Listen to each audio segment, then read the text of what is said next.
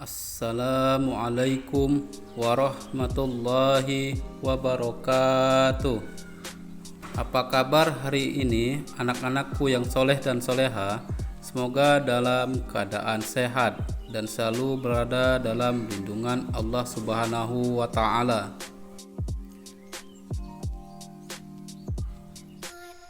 Sebelum kita memulai pembelajaran pada pagi hari ini, terlebih dahulu marilah kita berdoa kepada Allah Subhanahu wa Ta'ala. Bismillahirrahmanirrahim. Rabbi zidni ilma warzuqni fahma. Amin.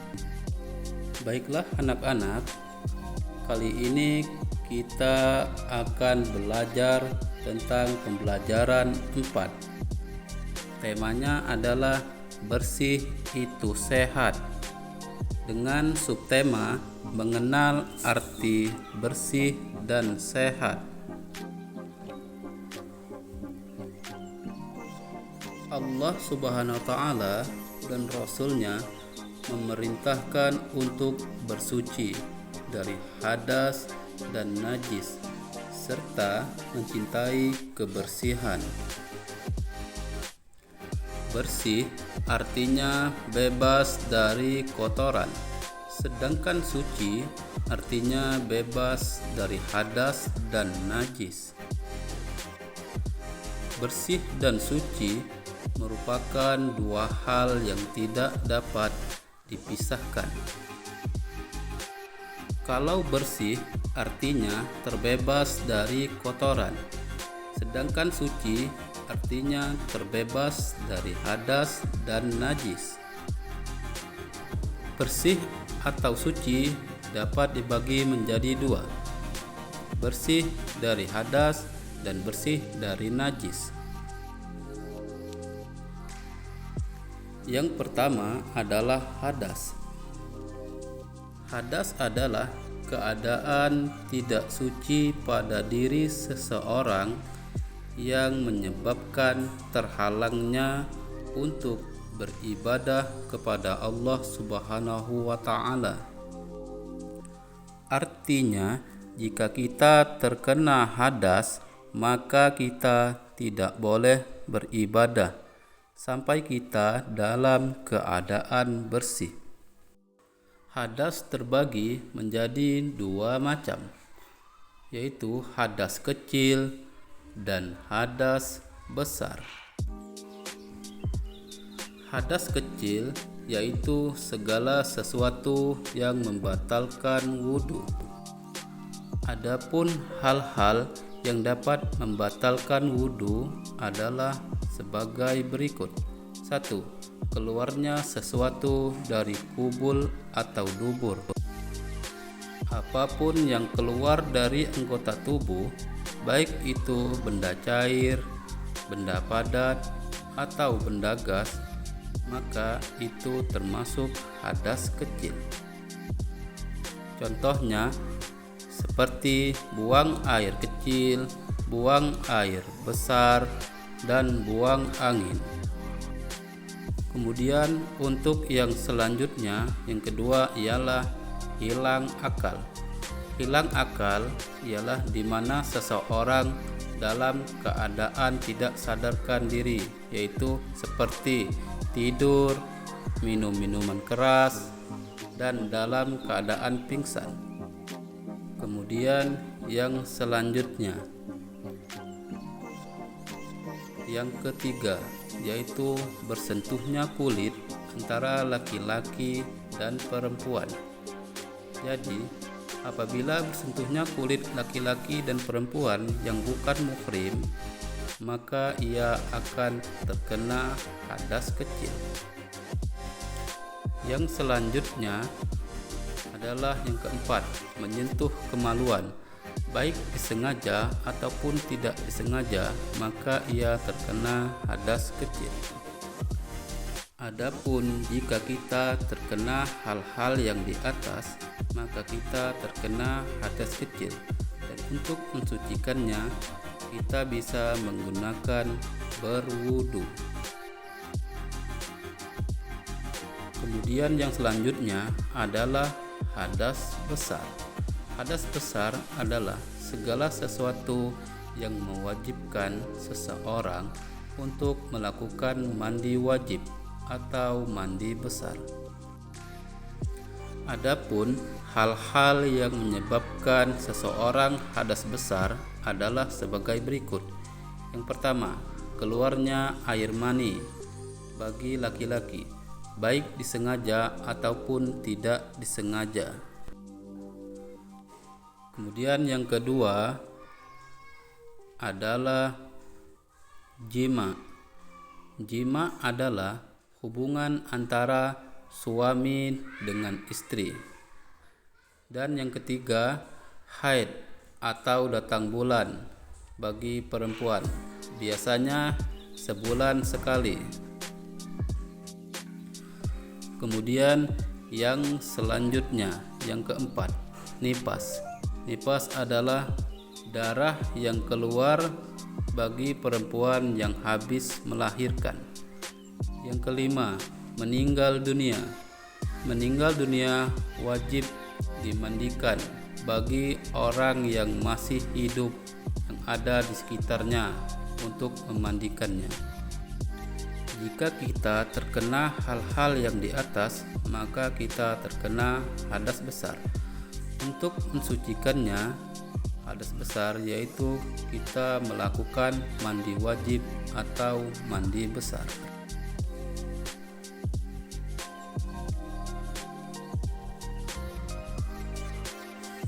Kemudian yang kedua ialah najis.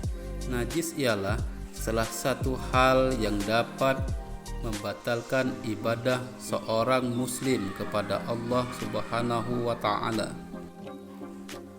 Adapun macam-macam najis dan cara mensucikannya adalah sebagai berikut. Yang pertama, najis muhaffafah atau disebut najis ringan. Contohnya adalah air kencing bayi laki-laki yang berusia di bawah 2 tahun yang belum makan, kecuali selain air susu ibunya. Cara mensucikannya ialah dengan memercikkan air sekali percikan saja pada benda yang terkena najis. Meskipun masih terdapat bekas najis atau baunya, maka sudah dianggap suci. Kemudian untuk selanjutnya, najis mutawasito atau sering disebut najis sedang atau pertengahan. Najis mutawasito terbagi menjadi, contohnya najis mutawasito adalah kotoran manusia, kotoran hewan, darah, nanah, dan bangkai, terkecuali bangkai ikan, belalang, dan manusia. Cara mensucikannya ialah dengan membersihkan benda yang terkena najis, kemudian menyiram air tersebut sampai bersih, baik itu rasa, bau, ataupun warnanya.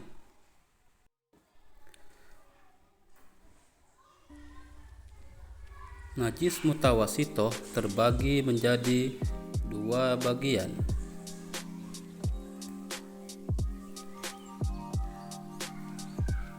yaitu najis hukmiyah, najis yang kita yakini ada tetapi tidak tampak, baik zatnya maupun sifatnya.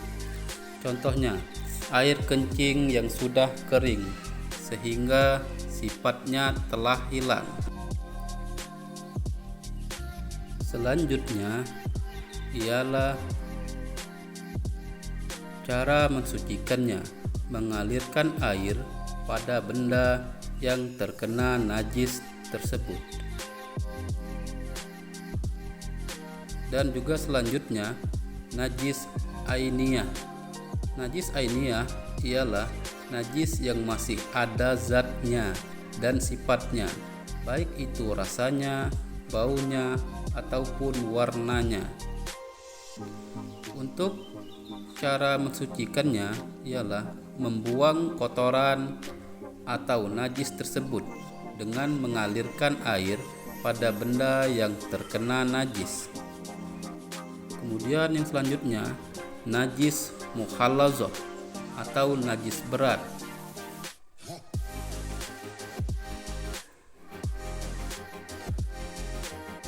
Contohnya adalah air liur anjing dan babi. Untuk cara mensucikannya ialah dengan membasuh dengan air sebanyak 7 kali. Salah satunya dicampur dengan tanah atau debu atau tanah liat. Anak-anak, sebagai umat Islam, kita harus senantiasa bersuci sebelum beribadah kepada Allah Subhanahu wa taala. Yang pertama adalah bersih badan. Badan kita harus selalu bersih dengan cara mandi dan juga berwudu. Dan yang selanjutnya adalah bersih pakaian. Pakaian yang kita gunakan harus keadaan bersih, apalagi dalam keadaan sholat.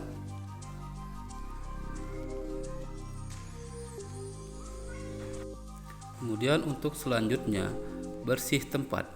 Tempat yang kita gunakan untuk sholat atau beribadah kepada Allah juga harus bersih dan suci. Bersih badan, pakaian, tempat tidak hanya pada waktu sholat saja, akan tetapi harus diartikan dalam seluruh kehidupan. Di luar sholat pun, badan kita juga harus bersih. Bersih badan artinya terbebas dari kotoran dan najis. Bersih badan dapat kita lakukan dengan mandi dan berwudu, memotong kuku, menggosok gigi, dan lain sebagainya.